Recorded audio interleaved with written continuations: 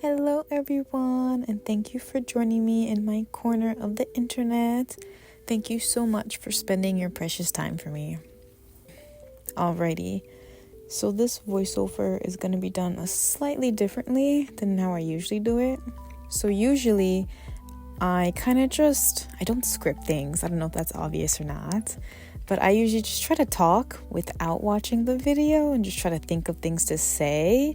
However, for this voiceover, I'm actually watching my edited video as I'm speaking because I do want to talk about some things. Okay, so to paint the picture for you, basically I am right now in the video, I am watching a gouache beach scene tutorial. This is probably maybe the third time I've ever used gouache in my life. The last time I used gouache was probably it was before COVID. Wow. But I wanted to try to paint something again for my mom's birthday. She loves the beach, loves. So it's okay, let's try to paint a beach scene. Woo! But what I will say is that I mixed paints to try to get a good color for so long. But all I was getting was muddy colors. And I was no, this is awful, horrible. But I would still just put it on the paper just to see what it would look like. And it was not working, unfortunately. And as you'll see in a few seconds, I was so frustrated with the muddy and dark colors that I ripped the whole page out and started a new one. Okay, attempt number 2. Here we go. So here I am mixing colors again, and I'm still a little annoyed because it's still so dark.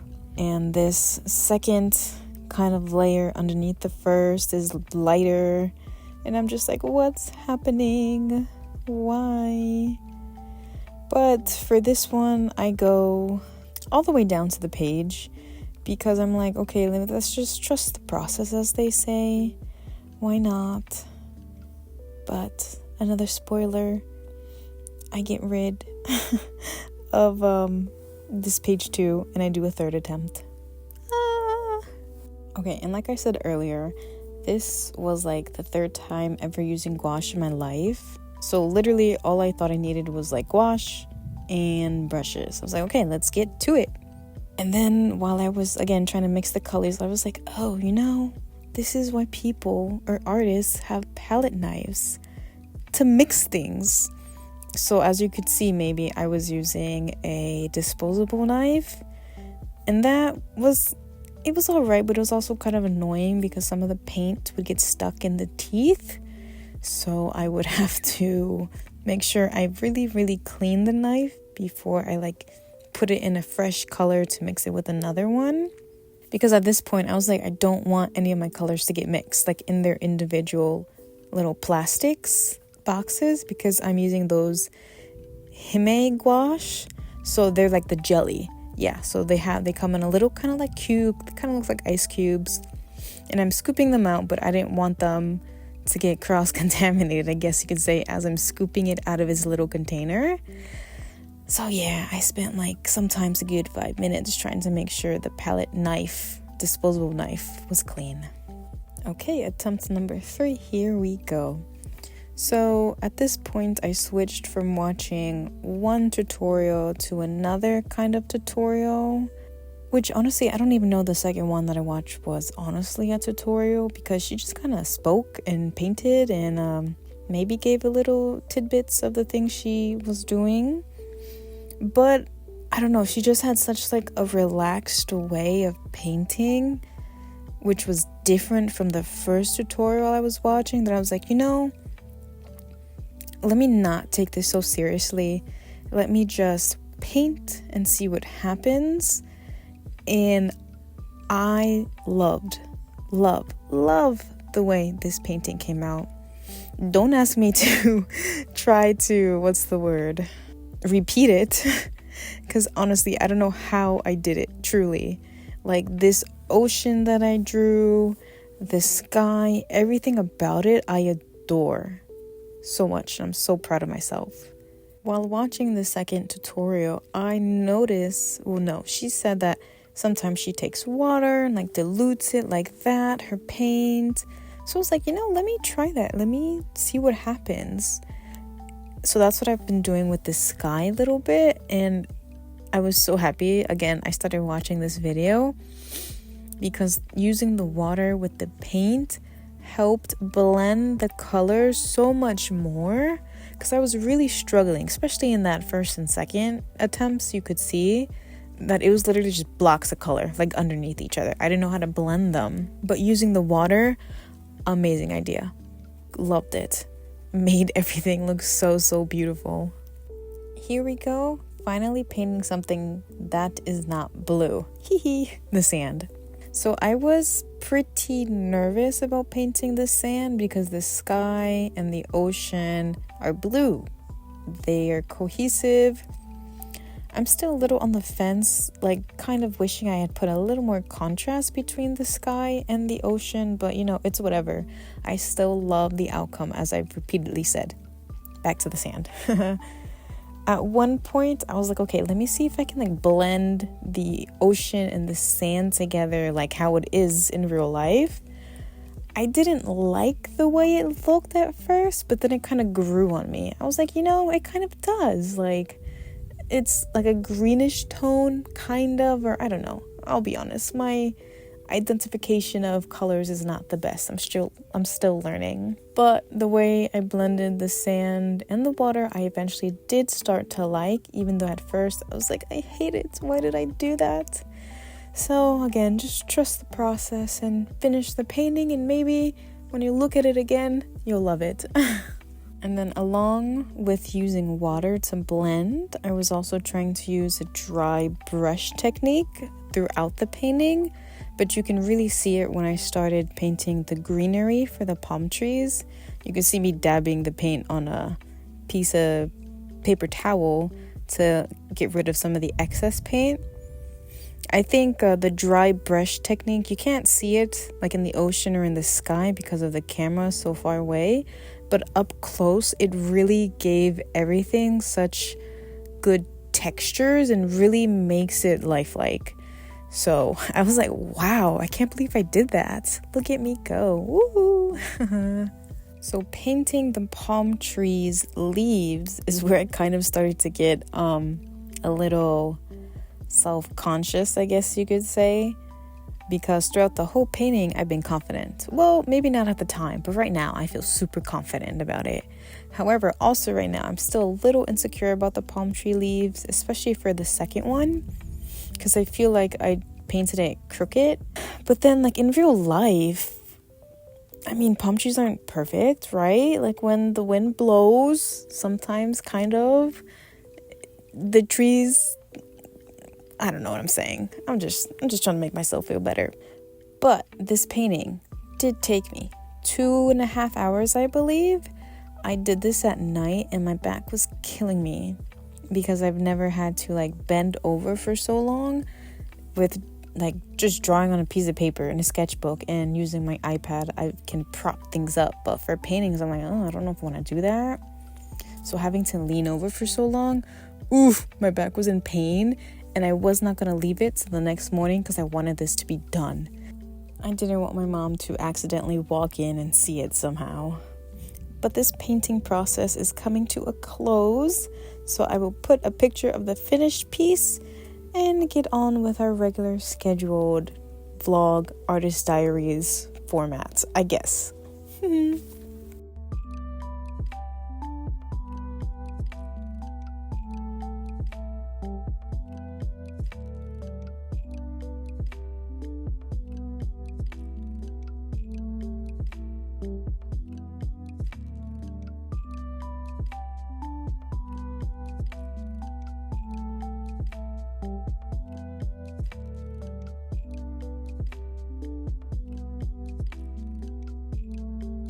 Here we are at Tuesday. So for Tuesday, I was working on a value study. So for this value study, I kind of went about it a little differently than I usually would. So of course, maybe not of course, but usually I start out with drawing an outline.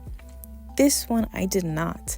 I went straight into blocking the colors and trying to get a feel for the values that way. And I do think I was pretty successful with it, I think. Towards the end, you'll see, I think the nose was a little weird looking. I don't know what happened there. It was too small. I made the face kind of a little crooked and I was trying to fix it. And I think I did manage to salvage it, but the nose is still way too small. But I am happy with it. I think I'm going to try and go in and just start blocking with shapes again instead of lines.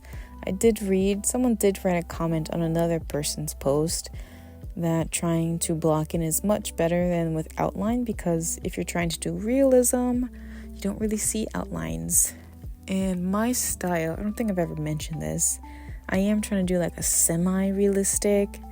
I don't want to do like all the way painterly because that takes so much time, and I don't have the patience for that. So I do need kind of the anime shortcuts, if you will, the self-shading. But it's hard trying to balance that, because I did submit something for a critique once. It was actually for one of the resources I named. I will put his user on the screen because I forgot how to pronounce it. His critique, he was like, oh, well, what are you doing? Like, some you have cell shaded and others you're like blending. Like, what is this? So I have to get better at it because he didn't realize I was trying to do semi-realistic. Oops, oh well. But continuing on with that critique, he gave me a lot of good advice. So the main thing that I wanted to do is try to place fun colors on where they're not supposed to be. I'll put a picture up of what I was drawing. So I read that trying to find the value of like the shadow that you're using, or the shade or the highlight, is what helps make those fun pop of colors work. So that's what I was trying to do. But he was like, okay, you can do that, but before you do that, you have to find form of whatever you're drawing. Once you find that, then you can add the fun pop of color. So that kind of blew my mind. I was like, oh, that makes sense. So yes, that was a very valuable piece of information.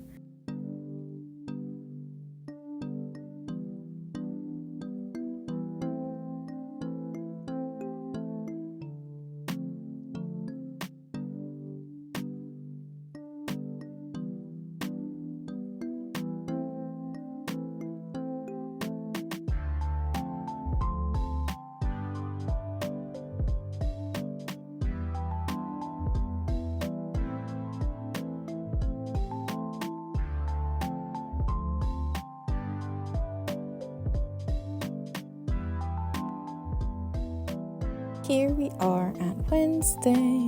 Yes. So, in my title, I mentioned that I have new goals. Yay! Or not new goals, more goals? New and more goals. There we go. So, these goals I've always wanted them. I've always had them. But I'm just like, it's too far. I don't know if I can do it. It's too hard. But I recently have had a huge kind of jump in motivation, I guess you can say, because my job is being a little weird. And honestly, I think I'm just overreacting. But still, basically, quick rundown of my job. I'm an office worker. I have a new manager. She's implementing like new procedures, which isn't bad. These are procedures that we should have had before. However, they are going to get a little tougher with vacation time. And a big reason why I love this job is because they were so flexible with vacation time. However, in my little corner of the department, it is my manager, myself, and my colleague. So only 3 of us. I'm not sure if when my colleague goes on vacation, if I will also be allowed to request off. Of course, I know if it's like a week and we're both off, I know that's probably not appropriate. However, if it just overlaps for a day or two, will that be okay? I don't know. And that was the reason why I have become more determined to make my goals a reality, just in case my job becomes a little weird. Goal at the top of the list. So there was a first year con that happened in my area called MirayCon in South Florida. I heard good things about it being, even though it was a first year con. So I want to be able to apply to MirayCon for their second year, meaning the next year I'm going to apply to be an artist alley for MirayCon. Ooh, really, really big. Ooh. Really, really big goal, but I'm going to try. I will. Even if I don't get in, if I apply, that's a huge step. Huge. My second goal is to create cute, small characters that have a story, kind of. I don't know about a story, but like original characters that I could sell art for. That's what I'm trying to do. Have them in like little worlds, cute little prints. Like I have, not ideas, but I have like a vision board, I guess you could say, in my mind of what I want. It's just, I have no idea about character creation. So this is also a big goal, but this is a goal that I want to happen soon. So I have to start working on it. Goal number 3, attend Lightbox in 2 years. As I'm recording this voiceover, it is the night of October 26, 2025. So this year's Lightbox is over. And just seeing artists post about it in preparation on the days of the con, it really, really makes me want to go because I want to be in that environment. I want to be surrounded by other artists. And I know in conventions and Artist Alley, there is a similar vibe, but I don't know, Lightbox is just seems so different. Seems so, like there's just so much opportunity there, and I want to go so bad. Within the next year, I'm hoping to see pretty big improvement. Like I'm putting this pressure on myself. And hopefully through that improvement, I will have made some other artist friends and we can go to LA together and share a hotel and transportation. Because if I don't have people to go with and split things with, I cannot afford it. LA is too expensive. Also kind of dangerous, and I'm not trying to get chased by a homeless person, which has happened to me before, but that's another story. Fourth goal is trying to stream on Twitch in 2 to 3 years. The reason for this time span is because, again, I'm hoping to improve within the next year, and then maybe a year after that, I'll feel like I'm good enough to stream and where people would want to watch me. Because like I'm talking a lot in these videos, which is very surprising to me. However, I'm really not a talkative person. Like I am the quiet one in the friend group. I really do not talk a lot. Which you would never know from these videos. But moving on, yes. I want to stream on Twitch because I want to go to TwitchCon. I watched an Artist Alley vlog from Malkana, and she said the Twitch's Artist Alley was amazing. They had free food, they had a lounge, and I don't know if this was for her specifically or if it was for everybody. She didn't have to pay for a booth fee, which is insane because the cost of these booths, oh my gosh, $400. Like that's what I'm scared of, trying to be an artist in the convention scene or these booth fees. But we'll figure it out. We'll do it. So my first, third, and fourth goals all deal with conventions, but hey, we will do it. I will do it, and I will see you there, hopefully. Now, to take it back to the video, what I'm doing right now is anatomy tracing. So I have been trying to learn the back muscles for a while, and I think I have the major ones down, the surface levels. I'm not worried about the deep ones. No, thank you. I don't need that much information. However, back muscles are so confusing because I'm like, what is this bulge here? What is making this bulge? It doesn't look like it goes to the trap. It doesn't look like it's in the position of the infraspinatus. I don't even know how to pronounce that word. So I'm like, what is this bulge? And it's just hard and a little frustrating because I have no one to ask. And I don't know where to ask. I've been trying to look at subreddits, art subreddits. So I'll keep digging to try to find someone to help me, I hope.